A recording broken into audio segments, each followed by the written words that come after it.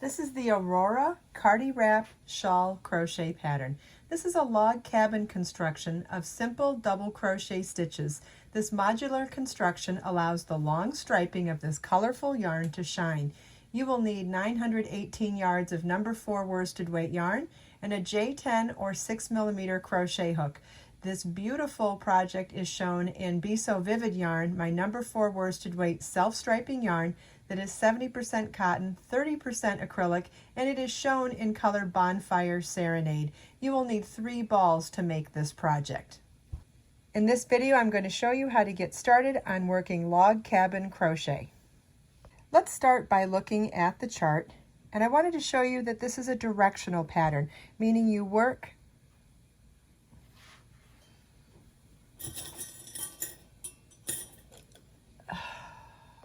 So we start with this small square here that's worked back and forth in rows. That's the first one. You start with this chain and then work back and forth in rows of double crochet.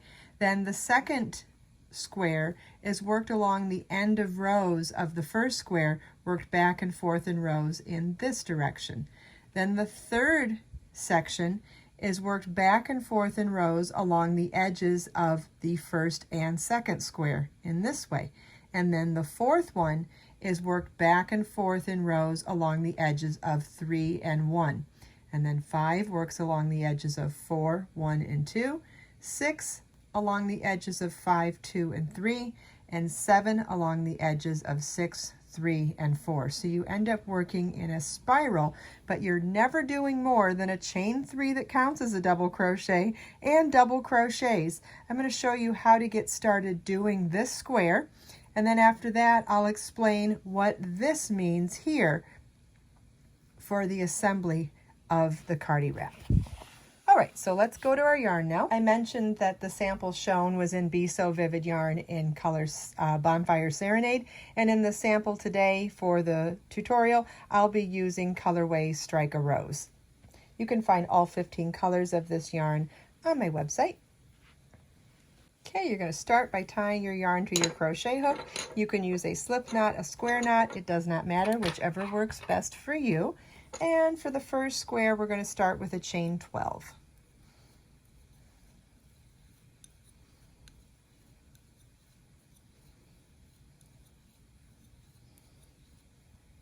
Then row 1 is to double crochet into the third chain from your hook. So we'll count back 1, 2, 3. Double crochet is yarn over your hook, insert your hook in the chain, yarn over, pull up a loop, yarn over, pull through 2 loops on your hook, yarn over, pull through 2 loops on your hook. Then you want to double crochet into each chain across.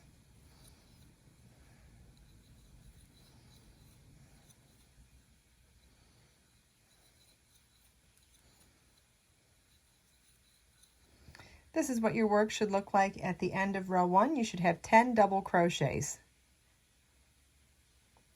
Row 2 begins with a chain 3, which counts as a double crochet. Turn your work and work 1 double crochet in each stitch across.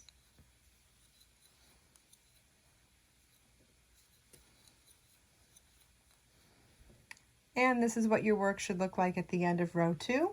You should have 10 double crochets. Rows 3 through 5, you want to repeat row 2. This is what your work should look like at the end of row 5. Do not turn your work at the end of this last row. We're now ready to begin the second square. So we're going to rotate our square 90 degrees, chain 3, which counts as our first double crochet, and work a double crochet around the last stitch at the end of the row here. Then work 2 double crochets in each row end stitch across.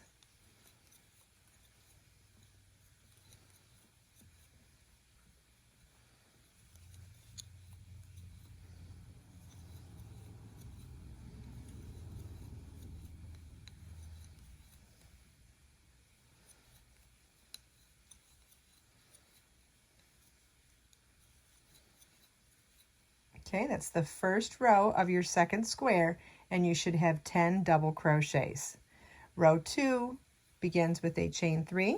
Turn your work. Chain 3 counts as the first double crochet, and work 1 double crochet in each stitch across. Then rows 3 through 5, you also want to repeat row 2.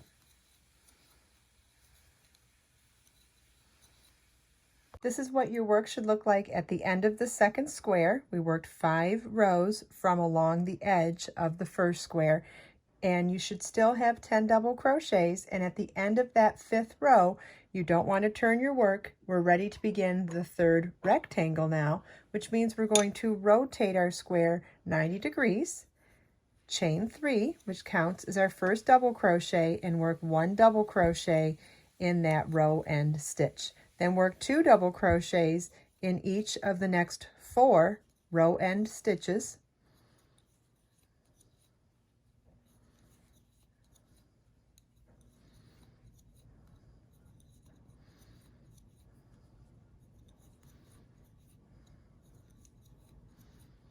Then work 1 double crochet in each chain across the bottom edge of the first square. There should be 10 along there, so that at the end of row 1 of your 3rd rectangle, you should have 20 double crochets.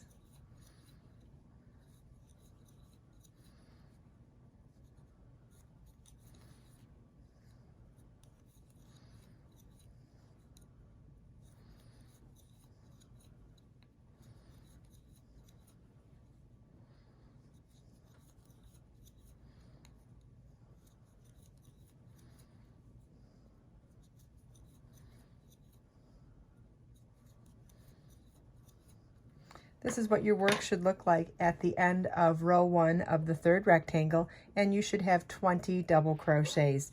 Rows 2 through 5 are going to be chain 3, turn your work, chain 3 counts as your first double crochet, and 1 double crochet in each stitch across.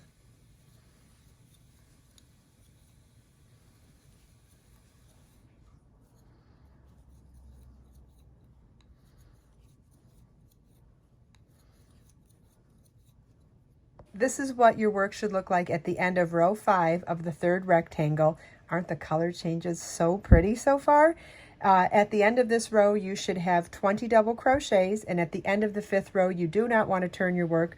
We're now going to pivot our work 90 degrees to now work the 4th rectangle. And so for this one, we're going to work along the end of rows of that 3rd rectangle and of the 2nd square. So we're going to start row 1 of the 4th rectangle with a chain 3 that counts as a double crochet, and work a double crochet in that same row end stitch, 1 double crochet into each of the next 4 row end stitches across that 3rd rectangle, and then continue on and do the same thing across the first square.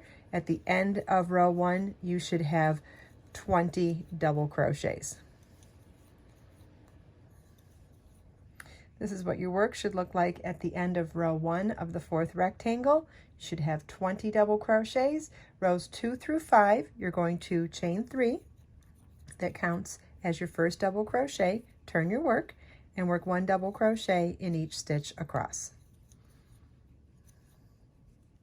This is what your work should look like at the end of the 4th rectangle. You want to not turn your work at the end of row 5, but simply pivot your work so that we can now work along the end of rows here. Notice how we're doing the same thing, but just have to alter how many stitches we're doing at the end or at each row. So starting this section now, we're going to work 2 double crochets into each of the row end stitches across this section. We're going to work 1 double crochet into each double crochet across this section, and then work 2 double crochets across each row end in this section. And that is the rule that's going to apply to each log cabin addition as we go forward. You could actually work this pattern into a gigantic afghan just by following this log cabin's construction if you decided to do something other than the Cardi wrap. So there are lots of other options once you get started on this pattern as well. It's designed to be super easy by doing 5 rows per section. Okay, chain 3 counts as our first double crochet into that same row end stitch, 2 double crochets into each of the next 4 row end stitches,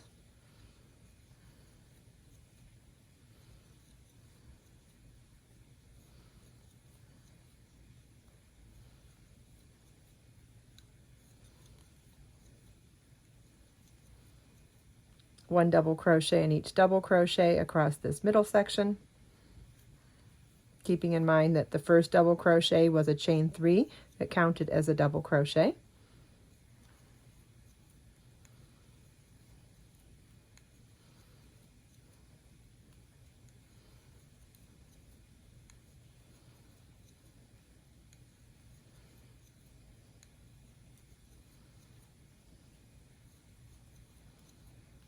And then 2 double crochets in each row end stitch across this section.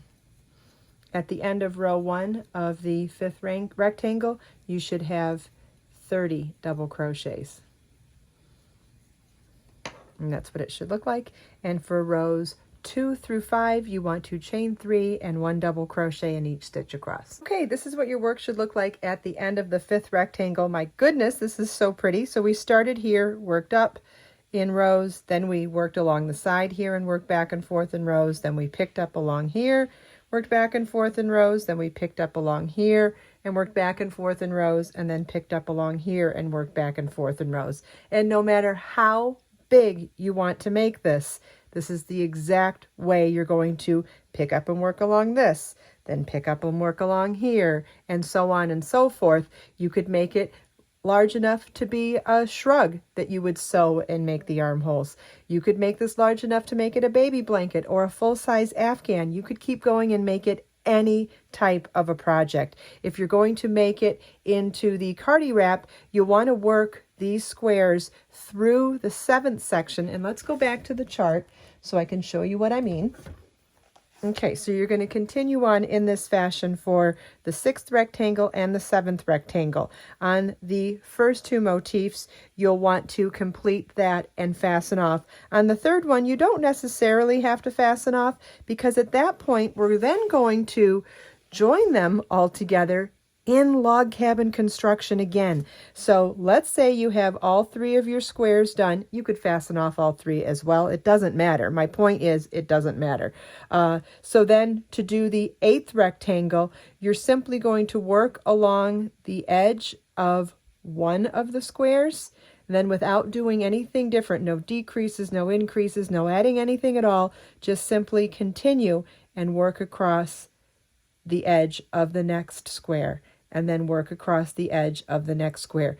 Follow along with the pattern. The stitch count is written for every single one of these rows, so if you have questions about whether you did it right or not, no problem. It's all there in the pattern as well. But keep in mind, if you're working across stitches, if you're working on top of stitches, it's 1 to 1. 1 double crochet in each double crochet. And if you're working along row end stitches, it's 2 double crochets into each row end stitch. It's the same thing we've done since the beginning of this project, and it's what you're going to do throughout. So once you have the 3 squares, you work along one edge for the 8th rectangle, then the 9th rectangle is picked up along the end of the 8th rectangle and along the edge of the 3rd square. Then we'll work the 10th rectangle across that 9th and across the edge of all 3 of the squares, and then our 11th and final rectangle is worked along this edge here. There is also an edging to this pattern, and the edging is worked slightly differently on the 2 short ends and along the wide end. So let me show you the 2 different stitches that we'll be combining for the edging, but you're going to work around the entire perimeter. So along, let's say we're doing the long edges, it would be chain 1 and single crochet in that first stitch, chain 3, 2 double crochet, cluster in the same stitch, yarn over your hook, insert your hook, yarn over, pull up a loop, yarn over, pull through 2, yarn over, insert your hook in the same stitch, yarn over, pull up a loop, yarn over, pull through 2, yarn over, pull through all 3 loops on your hook, skip the next 2 stitches and single crochet in the next stitch, chain 3, do it one more time, 2 double crochet, cluster in the same stitch, skip 2 stitches and single crochet in the next. And you'll want to repeat that scallop edging along the whole edge of one of the longer sides of the shawl. And then to do the fringe for the shorter sides, I'm just going to show you how to do one of those right here too. It's chain 10,